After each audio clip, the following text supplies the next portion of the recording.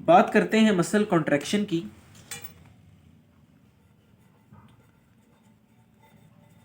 तो muscle contraction क्यों ज़रूरी है और कैसे होती है? देखिए, मसल कॉन्ट्रैक्शन ना होगी तो ना हमारा कोई पोस्चर होगा, हमारी बॉडी का जो एक स्पेशल शेप और पोजीशन उसकी मेंटेन रहती है वैसी नहीं हो सकेगी, और ना ही मूवमेंट हो सकेगी, क्योंकि स्केलेटन सिस्टम का अहम रुकन है मसल्स। तो मसल्स के बगैर और सारे स्केलेटन सिस्टम को जो फोर्स प्रोवाइड करते हैं वो मसल्स ही होती हैं। तो मसल्स के बगैर ना मसल्स कॉन्ट्रैक्शन अगर नहीं होगी तो फिर ना ही कोई मूवमेंट होगी और ना ही कोई पोस्चर बरकरार रखा जा सकेगा। अगर मसल कॉन्ट्रैक्शन में आगे जा के बात करें तो आपको पता है कि मसल एक टिश्यू है, और एक टिश्यू सेल से मिलकर बना होता है, और मसल सेल को हम कहते हैं मसल फाइबर। अगर मैं मसल सेल की डायग्राम ड्रा करूं, यानी कि मसल फाइबर की, तो इसकी जो प्लाज्मा मेम्ब्रेन होती है उसमें इनवर्ड फोल्डिंग्स हुई होती हैं, यानी कि वो साइटोप्लाज्म में डीप डीप फोल्डिंग्स उसने बनाई होती हैं ऐसे करके। और ये मसल सेल्स कुछ एलोंगेटेड सा सेल होता है, एक रेक्टेंगुलर सी शेप का। मसल सेल की प्लाज्मा मेम्ब्रेन को हम सार्कोलीमा कहते हैं। और मसल सेल्स में एक से ज्यादा न्यूक्लियस मौजूद होते हैं। मसल सेल जो है वो मल्टी न्यूक्लिएटेड होता है, मेम्ब्रेन के नीचे काफी सारे न्यूक्लियस मौजूद होते हैं। मोस्टली सेल्स जो होते हैं वो यूनी न्यूक्लिएटेड होते हैं, उनमें एक ही न्यूक्लियस होता है, लेकिन मसल सेल एक एक्सेप्शन है। और भी कुछ ऐसे सेल्स हैं जिनमें एक से ज्यादा न्यूक्लियस होता है, तो उनमें से एक है मसल सेल। इसके अलावा मसल सेल में जो इधर एक और काबिल जिक्र ऑर्गेनेली होगी वो होगी उसका एंडोप्लाज्मिक रेटिकुलम, जिसका मसल कॉन्ट्रैक्शन में रोल है। तो एंडोप्लाज्मिक रेटिकुलम भी होता है।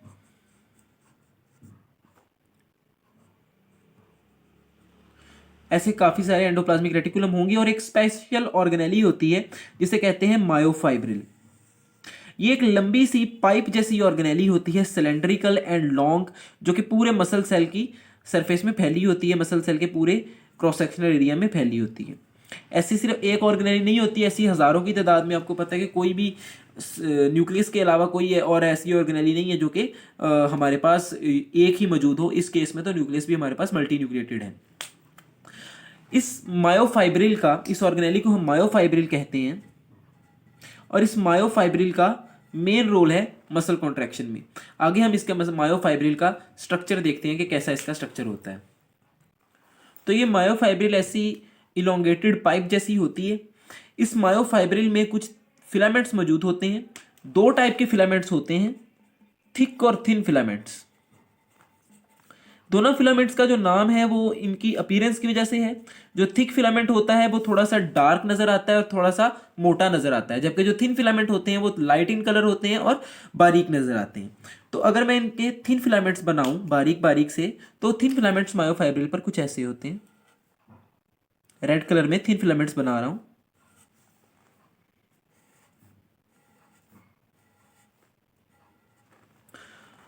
और थिन फिलामेंट्स को मायोफाइब्रिल के साथ जोड़ने के लिए एक बारीक सी कनेक्टिव टिश्यू की लेयर इन थिन फिलामेंट्स के एन सेंटर में से गुजरती है। हर थिन फिलामेंट की ये जो लेयर है इसके एन सेंटर में से, बिल्कुल सेंटर में से गुजरेगी एक लाइन कनेक्टिव टिश्यू की, जिसको हम जी लाइन कहते हैं।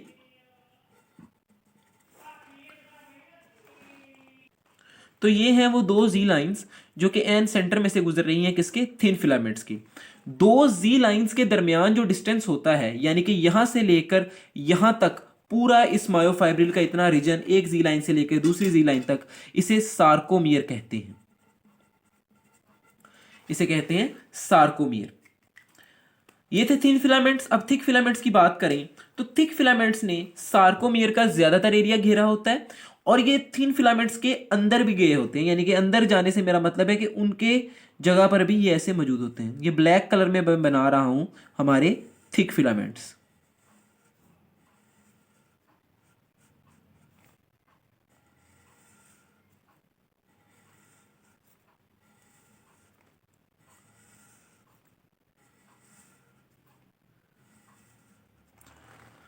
अब हम कुछ एरियाज की बात करेंगे, कुछ स्पेसिफिक एरियाज हैं यहां पर जो आप गौर कीजिएगा जिन पर।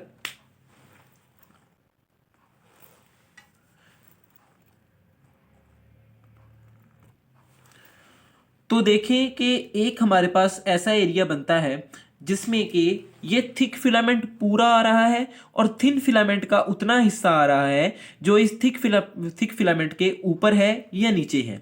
यानी कि यहां पर ये थिक फिलामेंट इतने एरिया में तो पूरा थिक फिलामेंट फिट हो रहा है, ठीक है, लेकिन थिक फिलामेंट का ऐसा हिस्सा मौजूद है जिसके ऊपर या नीचे थिन फिलामेंट आ रहा है, यानी कि वो इस हिस्से की मैं बात कर रहा हूं।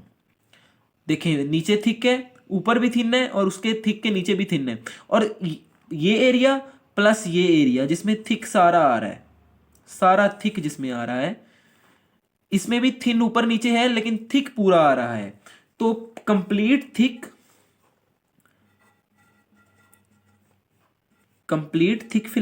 फिलामेंट प्लस थिन फिलामेंट का पार्ट, और थिन फिलामेंट का वो वाला पार्ट जो कि थिक के ऊपर या नीचे आ रहा है, इतने हिस्से को हम कहेंगे कलेक्टिवली ए बैंड। यानी कि थिक फिलामेंट सारा थिक फिलामेंट और थिन फिलामेंट का उतना हिस्सा जितना थिक के ऊपर आ रहा है या थिक के नीचे आ रहा है, उस पूरे हिस्से को कलेक्टिवली हम कहेंगे ए बैंड। और उतना हिस्सा सार्कोमियर का, क्योंकि सार्कोमियर जी लाइन तक है, जी लाइन के बाहर दूसरा सार्कोमियर है, वो एक सार्कोमियर नहीं है, उतना हिस्सा सार्कोमियर का जिसमें सिर्फ थिन फिलामेंट आ रहा है, थिक ना उसके ऊपर आ रहा है ना उसके नीचे आ रहा है। यानी कि ये वाला हिस्सा देखें तो इस हिस्से में थिन तो आ रहा है लेकिन थिन के नीचे थिन नहीं आ रहा है, थिक कहीं नहीं आ रहा है इस हिस्से में। तो इतना ये जो रेंज है, ये जो इतना हिस्सा बनेगा हमारा, इसको हम कहेंगे आई बैंड, जिसमें सिर्फ थिन आ रहा है, जिसमें सिर्फ ओनली थिन फिलामेंट आ रहा है, जिसमें उसको हम आई बैंड कहेंगे, A band and I band. और एक वो हिस्सा भी है जिसमें सिर्फ और सिर्फ थिक आ रहा है, थिन नहीं आ रहा। यानी कि थिन यहां पे अगर ये एंड हो रहा है, ये थिन को थोड़ा सा आगे बढ़ा लें तो यहां पे एंड हो रहा है, और ये थिन यहां पे एंड हो रहा है, तो ये इतना हिस्सा, ये इतना रीजन जिसमें सिर्फ और सिर्फ थिक फिलामेंट आ रहा है, थिन फिलामेंट नहीं आ रहा, उसको हम कहते हैं एच जोन। इतना हिस्सा जिसमें सिर्फ ओनली थिक फिलामेंट आ रहा है,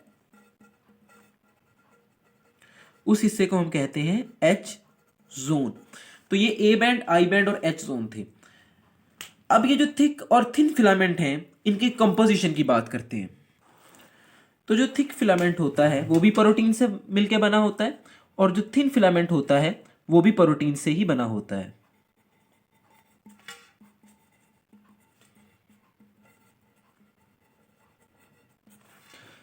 थिक वाले में एक ही प्रोटीन होता है, मायोसिन प्रोटीन, जबकि थिन फिलामेंट में मेनली जो प्रोटीन होता है वो एक्टिन होता है, और इसके साथ साथ ट्रोपोमायोसिन और ट्रोपोनिन भी होता है। अगर मायोसिन की बात करें तो मायोसिन एक पॉलीमर है, यानी कि ये बहुत सारे छोटे छोटे यूनिट से मिलकर बना होगा, जिसको मोनोमर कहते हैं। जैसे जो न्यूक्लिक एसिड होता है वो भी एक पॉलीमर होता है और उसके मोनोमर होते हैं उसके न्यूक्लियोटाइड्स। तो इस मोनोमर को, जो मायोसिन का मोनोमर होता है, उसको हम कहते हैं मीरोमायोसिन। अब हम एक मीरोमायोसिन का स्ट्रक्चर देखें तो एक मीरोमायोसिन में दो हेड होते हैं और एक कॉइल्ड हुई टेल होती है, कुछ ऐसे। ये एक मीरोमायोसिन का स्ट्रक्चर होगा। इनकी टेल आपस में कॉइल हुई हुई है लेकिन दो हेड अलग अलग हैं। तो ये इसके हेड्स हैं और ये इसका टेल है, और इन हेड और इन टेल के दरमियान जो आता है उसे कहते हैं शॉर्ट आर्म, यानी कि नेक रीजन को कहते हैं शॉर्ट आर्म। इनके हेड में कुछ बाइंडिंग साइट्स होती हैं, हर हेड में दो दो बाइंडिंग साइट होती हैं। हम उनको ऐसे ड्रा कर लेते हैं। ये वाली जो बाइंडिंग साइट होती है ये होती है एक्टिन के लिए, वो एक्टिन जो कि थिन फिलामेंट में मौजूद है। तो ये है एक्टिन बाइंडिंग साइट, जहां पर एक्टिन आके बाइंड हो सकता है। और ये जो दो साइट्स होती हैं ये होती हैं एटीपी बाइंडिंग साइट्स, क्योंकि मसल कॉन्ट्रैक्शन के लिए चाहिए होती है एनर्जी, और सेल में जितने प्रोसेस होते हैं उनके लिए जो एनर्जी होती है वो एटीपी की फॉर्म में होती है। तो यहां पर एटीपी आके बाइंड हो जाता है एनर्जी देने के लिए, और एटीपी को तोड़ के ली जाती है एनर्जी, और एटीपी को तोड़ने के लिए इनके पास होता है एटीपी एज एंजाइम। ये तो हो गया एक मीरोमायोसिन। तो मीरोमायोसिन को हमने कहा था कि वो एक मोनोमर है और वो पॉलीमर बनाता है मायोसिन का। तो बहुत सारे मीरोमायोसिन मिलकर बनाएंगे एक मायोसिन। तो कैसे बनेगा एक मायोसिन? सिंपल है कि इनकी टेल्स आपस में कॉइल करती जाएंगी और इनके हेड डिफरेंट डायरेक्शंस में निकलते जाएंगे। जैसे ये एक मीरोमायोसिन मैंने बना दिया, इससे जब दूसरा मीरोमायोसिन जुड़ेगा तो उसकी टेल इसके साथ जुड़ जाएगी और उसके भी हेड ऐसे सेपरेट होकर निकल जाएंगे। फिर अगलों की टेल जुड़ जाएगी, हेड सेपरेट, टेल जुड़ गई और हेड्स दो के, एक मीरोमायोसिन के जो दो हेड हैं वो ऊपर निकल रहे हैं, एक मीरोमायोसिन के जो दो हेड हैं वो नीचे निकल रहे हैं। तो कुछ ऐसा स्ट्रक्चर बन जाता है जैसे एक पत्ते का स्ट्रक्चर हो या जो बोतल वॉश करने के लिए यूज करते हैं उसका स्ट्रक्चर हो। अगर हम बात करें एक्टिन की, तो एक्टिन भी एक पॉलीमर है जो कि मोनोमर से मिलकर बनेगा। एक्टिन का मोनोमर होता है जी एक्टिन, यानी कि ग्लोब्यूलर एक्टिन। इसका स्ट्रक्चर बहुत सिंपल है, ये सिर्फ एक सर्कुलर बॉल टाइप होता है, ग्लोब्यूलर शेप में होता है। तो ये है एक एक्टिन का जी एक्टिन, यानी कि एक्टिन का मोनोमर। इस एक्टिन के मोनोमर में भी एक बाइंडिंग साइट होती है और वो बाइंडिंग साइट होती है मायोसिन के लिए। जैसे मायोसिन के मोनोमर के पास एक्टिन की बाइंडिंग साइट थी, वैसे ही एक्टिन के मोनोमर के साथ मायोसिन की बाइंडिंग साइट है जहां पर मायोसिन आके बाइंड कर सकता है। तो ये है मायोसिन की बाइंडिंग साइट। अब जैसे बहुत सारे मीरोमायोसिन ने मिलकर मायोसिन बनाया था, वैसे ही बहुत सारे ग्लोब्यूलर एक्टिन मिलके बनाएंगे एक एक्टिन। तो ये सिंपल ऐसे एक बहुत सारे ऐसे सिंपल यूनाइट हो जाते हैं, बीड्स जैसे यूनाइट हो जाते हैं, वैसे ही यूनाइट होकर बना देते हैं हमारे पास एक्टिन का मोनोमर। लेकिन एक्टिन जो होता है उसकी होती है डबल चेन, यानी कि ऐसी दो चेन्स होंगी तो एक एक्टिन बनेगा। यानी कि हमारे पास कुछ ऐसा स्ट्रक्चर मिलेगा हमें एक एक्टिन का, जो कि थिन फिलामेंट में मौजूद होगा। दो चेन्स एक्टिन की एक दूसरे के साथ कॉइल हुई हुई मिलेंगी हमें। तो इस तरह सिंपल दो चेन्स एक दूसरे के साथ कॉइल हुई होती हैं। अब हम जो अगले दो प्रोटीन्स हैं हमारे ट्रोपोमायोसिन और ट्रोपोनिन, इसका रोल देखें तो ये जो ट्रोपोमायोसिन होता है इसने थिन फिलामेंट की जो एक्टिन की दोनों चेन्स हैं, इन दोनों चेन्स को घेरा होता है। कैसे? कि सिंपली ये रेड कलर से मैं ट्रोपोमायोसिन बना रहा हूं, तो जैसे एक रस्सी होती है ट्रोपोमायोसिन वैसा होता है और इसने दोनों को कवर किया होता है। हर साइड से इसने ट्रोपोनिन को छुपाया होता है, उसको कवर किया होता है। तो ये था ट्रोपोनिन जो कि रेड कलर में दिख रहा है आपको, ट्रोपोमायोसिन सॉरी, ट्रोपोमायोसिन जिसने एक्टिन को क्या किया हुआ है, कवर किया हुआ है। अब अगर हम ट्रोपोनिन की बात करें तो ट्रोपोनिन इस ट्रोपोमायोसिन के भी ऊपर प्रेजेंट होता है। 3 सब यूनिट्स होते हैं इस ट्रोपोनिन के जो कि ऐसे ऊपर प्रेजेंट होते हैं ट्रोपोमायोसिन के, हर जगह पे ऐसे 3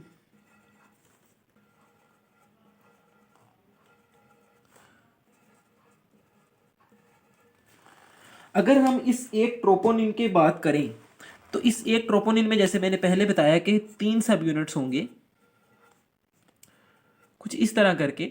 सबसे ऊपर वाले को हम कहते हैं इसके सब यूनिट को टीपीआई, यानी कि ट्रोपोनिन इनहिबिटरी। इनके रोल हम आगे बात करते हैं।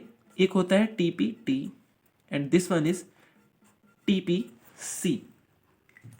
दरअसल इस ट्रोपोमायोसिन और ट्रोपोनिन दोनों का रोल होता है इस एक्टिन की ये जो थिन फिलामेंट की डबल चेन है इसको कवर करके रखना, क्योंकि जब इसका कवर हट जाएगा तो जो थिक और थिन फिलामेंट एक दूसरे के आसपास ही होते हैं। तो जो जैसे हमने पिछली डायग्राम में देखा, तो जो थिक फिलामेंट का मायोसिन है उसके पास बाइंडिंग साइट है किसके लिए, एक्टिन के लिए, और जो थिन फिलामेंट का एक्टिन है उसके पास बाइंडिंग साइट है किसके लिए, मायोसिन के लिए।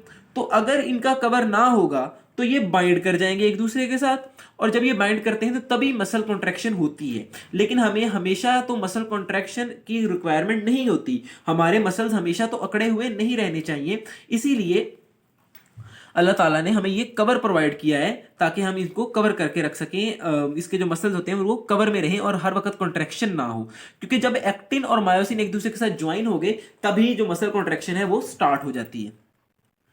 तो उसके लिए ट्रोपोमायोसिन, उस काम को रोकने के लिए ट्रोपोमायोसिन की कवरिंग मौजूद होती है इस जो ग्लोब्यूलर एक्टिन, जो ये एक्टिन जो थिन फिलामेंट में है इसकी चेन्स के ऊपर, ताकि वो बाइंडिंग साइट्स को दूर दूर रखा जा सके। तो फिर ट्रोपोनिन का क्या रोल है? ट्रोपोनिन का पहला जो सब यूनिट होता है, जो टीपीआई होता है, ये ट्रोपोमायोसिन का साथ देता है, ये भी कवर किए रखता है इस ग्लोब्यूलर एक्टिन की डबल चेन को। जो ट्रोपोनिन टीपीटी होता है, यानी कि ट्रोपोनिन ट्रोपोमायोसिन, इसका रोल होता है ट्रोपोमायोसिन को ऊपर टकाए रखना, ऊपर टिकाए रखना इसके ऊपर, जो कि जैसे एक कील से हम किसी लकड़ी की चीज को एक जगह पर फिक्स कर देते हैं, वैसे ही इस टीपीटी वाले ने, इस टीपीटी सब यूनिट ने ट्रोपोमायोसिन को एक जगह पे फिक्स किया हुआ है। और जो टीपीसी है ये होता है कैल्शियम के लिए। जब यहां पर टीपीसी वाले पे कैल्शियम बाइंड कर जाएगा तो फिर ये सारा कुछ हट जाएगा और मसल कॉन्ट्रैक्शन स्टार्ट हो जाएगी। जैसे ही इस टीपीसी वाले पर जो ट्रोपोनिन का टीपीसी सब यूनिट है, जैसे ही इसको कैल्शियम आयंस मिलते हैं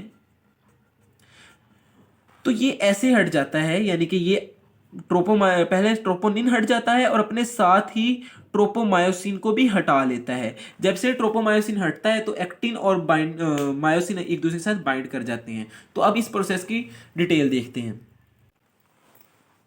तो सबसे पहले तो आपको यह बात पता होनी चाहिए कि जो मसल कॉन्ट्रैक्शन होती है वो किसके कंट्रोल में होती है? हमारे सेंट्रल नर्वस सिस्टम के कंट्रोल में, यानी कि हमारे ब्रेन और स्पाइनल कॉर्ड के कंट्रोल में। और ब्रेन और स्पाइनल कॉर्ड अपने सिग्नल्स किसके जरिए भेजते हैं मसल्स तक?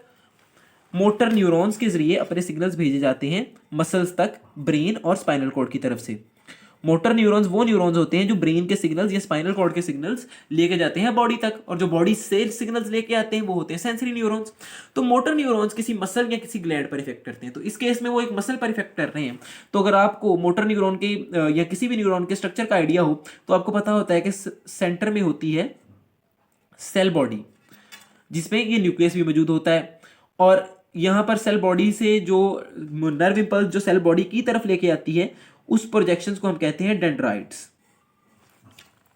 और जो सेल बॉडी से लेके जाती हैं इफेक्टर्स तक नर्व इंपल्सेस को, उनको हम कहते हैं एक्सोन्स। तो ऐसे बहुत सारे एक्सोन्स निकलते हैं एक न्यूरॉन से, और ये एक्सोन आगे फर्दर डिवाइड हो जाते हैं एक्सोन एंडिंग्स में, और हर एक एक्सोन एंडिंग एक या एक से ज्यादा मसल फाइबर को कंट्रोल करती है। तो होता क्या है कि अगर हम इधर एक डायग्राम बनाएं, ये तो न्यूरॉन की जनरल डायग्राम बनाई है, तो हमारे पास एक न्यूरॉन होता है और उस न्यूरॉन्स में मौजूद होते हैं न्यूरोट्रांसमीटर, जो कि मोस्टली होता है एसिटाइल कोलिन।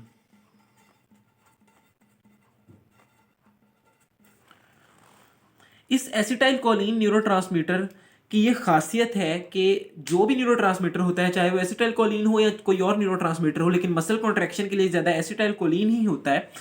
तो जब ये न्यूरोट्रांसमीटर किसी खास रिसेप्टर पर जुड़ता है, जब ये न्यूरोट्रांसमीटर किसी खास, इसका हर न्यूरोट्रांसमीटर का अपना रिसेप्टर होता है, जैसे हर ताले की अपनी चाबी होती है, वैसे ही ताला समझें आप एक रिसेप्टर को और चाबी समझें एक न्यूरोट्रांसमीटर को।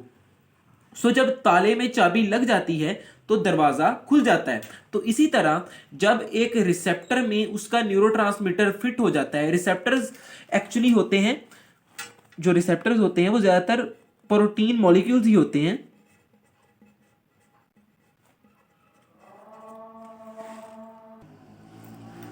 तो जैसे ही इन रिसेप्टर्स पर इनकी कोई, जैसे एक ताले में चाबी लगने से ताला खुल जाता है, तो इसी तरह जब रिसेप्टर पर कोई खास न्यूरोट्रांसमीटर लगता है, जिस न्यूरोट्रांसमीटर का वो रिसेप्टर हो, जब उस रिसेप्टर पे वो न्यूरोट्रांसमीटर आके फिट हो जाता है, तब उस सेल के जो वोल्टेज गेटेड चैनल्स होते हैं, कुछ वोल्टेज गेटेड चैनल्स पाए जाते हैं सेल्स में, तो वो चैनल्स हो जाते हैं ओपन, और जब वो वोल्टेज गेटेड चैनल्स ओपन हो जाते हैं तो आयंस का फ्लो स्टार्ट हो जाता है। तो इसी तरह जब एक मसल कॉन्ट्रैक्शन करनी होती है तो हमारे ब्रेन के जरिए हमारे मोटर न्यूरॉन्स तक सिग्नल पहुंचता है, और मोटर न्यूरॉन्स के एंड पर जो एक्सोन होता है, जो एक्सोन एंडिंग होती है, वहां पर मौजूद होते हैं न्यूरोट्रांसमीटर्स। वेसिकल्स में बंद होते हैं ये न्यूरोट्रांसमीटर्स। जैसे ही नर्व इंपल्स इन न्यूरोट्रांसमीटर्स तक पहुंचती है तो ये न्यूरोट्रांसमीटर्स की जो वेसिकल होती है, जो मेम्ब्रेन होती है, वो डिफ्यूज हो जाती है न्यूरॉन की प्लाज्मा मेम्ब्रेन के साथ। और जैसे ही वो डिफ्यूज आउट होती है, डिफ्यूज हो जाती है, तो न्यूरोट्रांसमीटर जो है वो न्यूरॉन से बाहर निकल आते हैं। जैसे ही न्यूरोट्रांसमीटर बाहर निकल आते हैं तो ये न्यूरॉन कनेक्टेड होता है एक मसल के साथ। ये याद रखिएगा कि न्यूरॉन और मसल में गैप हमेशा रहता है, ये एक दूसरे को टच नहीं करते, बल्कि इनके दरमियान एक स्पेस होती है जिसको हम साइनेप्टिक क्लेफ्ट कहते हैं।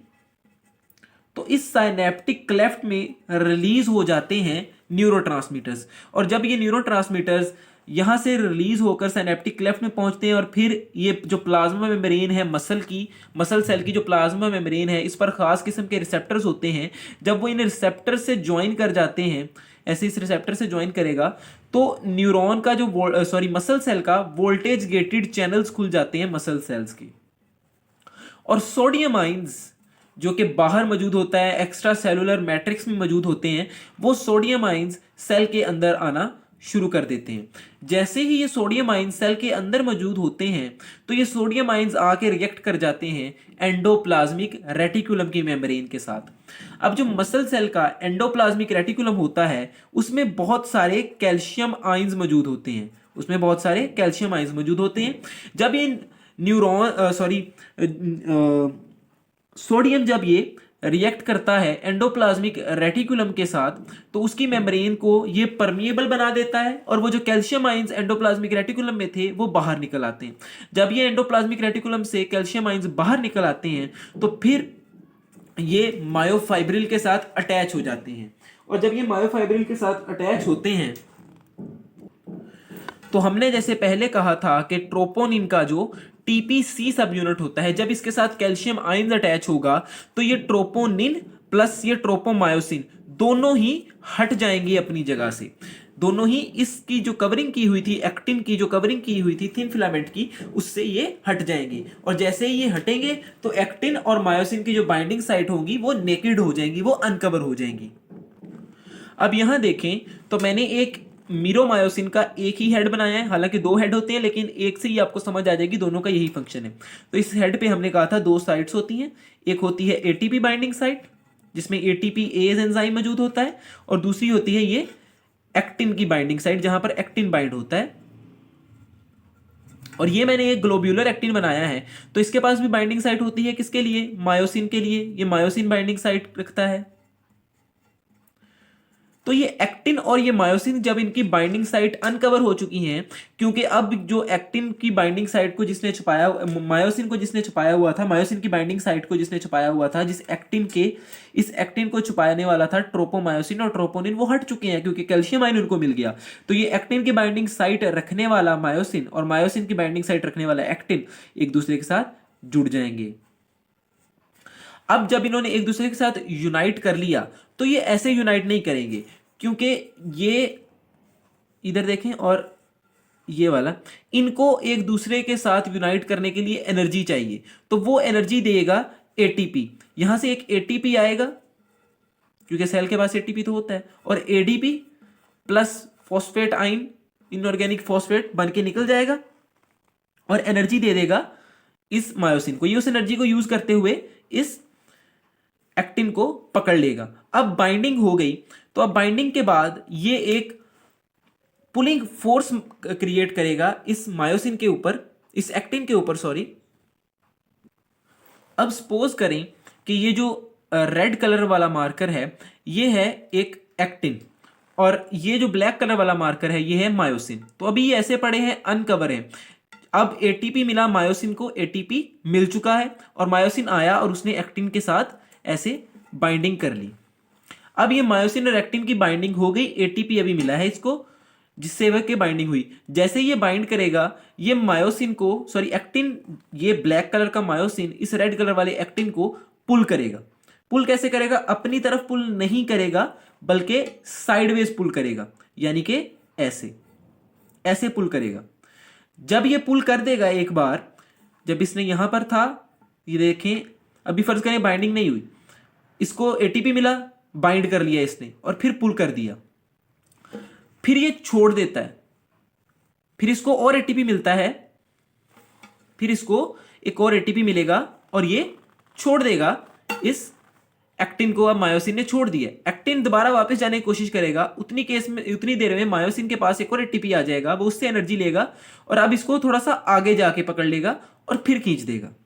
तो इस तरह ये ऐसे आगे जाके पकड़ता रहेगा यहां से और फिर इसको ऐसे धक्का लगाता रहेगा और इस एक पुश को हम कहते हैं एक पावर स्ट्रोक। इसको हम कहते हैं एक पावर स्ट्रोक। इसको मजीद ऐसे समझें कि ये रेड कलर में तो हमारे पास एक्टिन पड़ा है और मेरा जो हाथ है वो मायोसिन है। तो जैसे ही अब अनकवरिंग हो गई है, इसको एनर्जी मिली, मायोसिन को एनर्जी मिली, मायोसिन ने एक्टिन को पकड़ लिया और एक पावर स्ट्रोक दे दिया, यानी कि उसको एक साइड पे धकेल दिया, एक साइड पे खींच लिया। जैसे ही खींचा तो इसको एक और एटीपी मिल गया, मायोसिन को एक और एटीपी मिल गया, इसने छोड़ दिया। एक्टिन वापस जा रहा था लेकिन उससे पहले ही इसने दोबारा पकड़ के दोबारा पावर स्ट्रोक मार लिया, फिर एक और एटीपी मिला, फिर छोड़ दिया और फिर यहां से पकड़ के एक और पावर स्ट्रोक मार दिया। तो ये होती है पावर स्ट्रोक की टेक्निक और ऐसे ही मसल कॉन्ट्रैक्शन होती है। तो क्या ऐसे मसल कॉन्ट्रैक्शन तो होगी, लेकिन अब वापसी कैसे होगी? क्योंकि हमने कहा था कि जो हमारी मसल कॉन्ट्रैक्शन है वो हर वक्त नहीं होनी चाहिए और ना हर वक्त होती है। तो कौन सी चीज है कि जो मसल कॉन्ट्रैक्शन को स्टॉप करती है?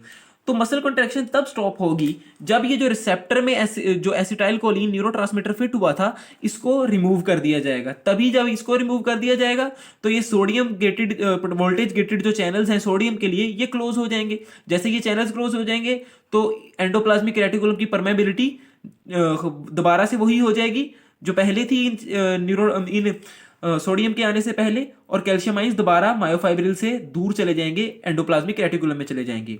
तो सिंपल केस है कि हमें इन रिसेप्टर से एसिटाइल कोलिन को हटाना है। तो ये एसिटाइल कोलिन जो इन रिसेप्टर्स में है इनको तोड़ने के लिए एसिटाइल कोलिन रिडक्टेज एंजाइम होता है,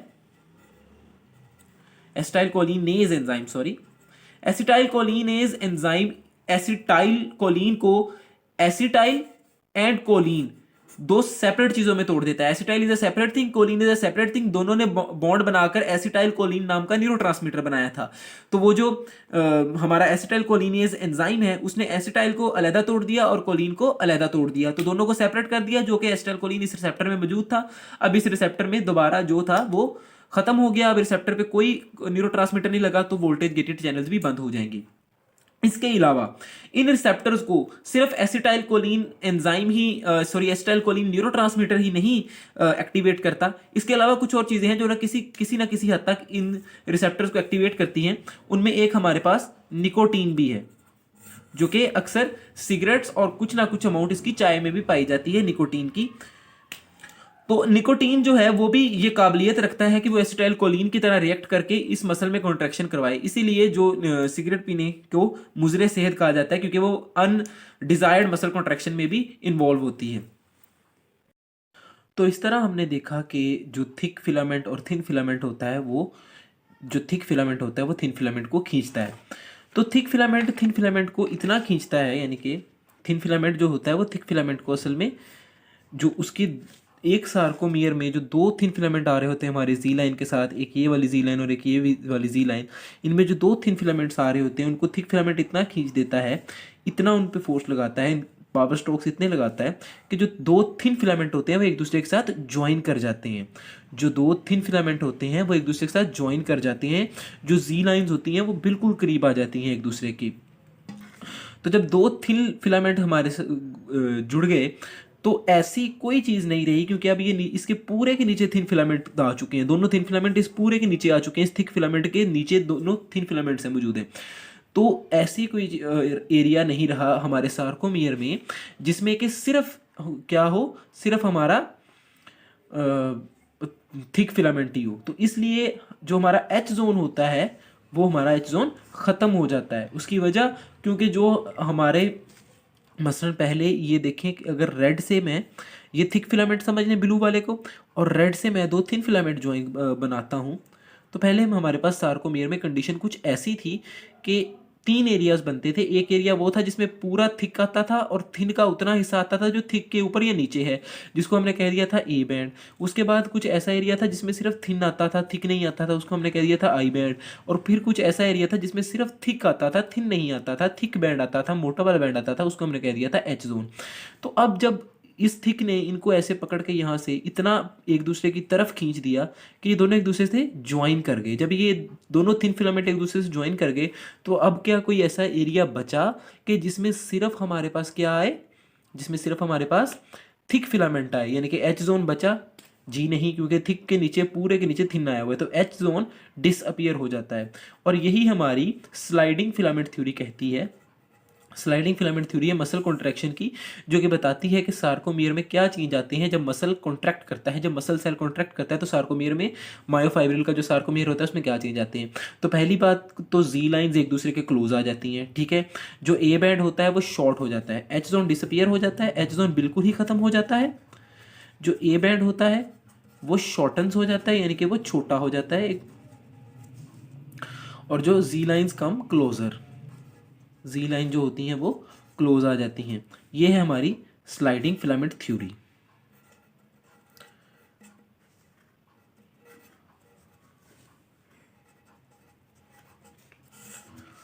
तो ऐसे होती है मसल कॉन्ट्रैक्शन। अब ये जो मायोफाइब्रिल है, मसल कॉन्ट्रैक्शन सारी अभी तक कॉन्ट्रैक्शन इसमें ही हुई है, क्योंकि इसकी जी लाइन छोटी हुई है, इसका ही जी लाइन करीब आई है, इसका ही सार्कोमियर छोटा हुआ है, इसका ही एजोन डिसअपियर हुआ है। तो हमने कहा था कि ये जो मायोफाइब्रिल होती है ये पूरे सेल की लेंथ में फैली होती है। तो जब ये मायोफाइब्रिल शॉर्ट होती है, जब ये मायोफाइब्रिल कॉन्ट्रैक्ट होती है, तब जो सेल होता है वो भी कॉन्ट्रैक्ट होता है, और सेल से मिलके ही तो मसल बने हुए, तो तब मसल भी कॉन्ट्रैक्ट होगा। तो ये था हमारा मसल कॉन्ट्रैक्शन का टॉपिक। उम्मीद है आपको समझ आ गई होगी। और चैनल को सब्सक्राइब, वीडियो को लाइक और शेयर ज़रूर कर दें। शुक्रिया।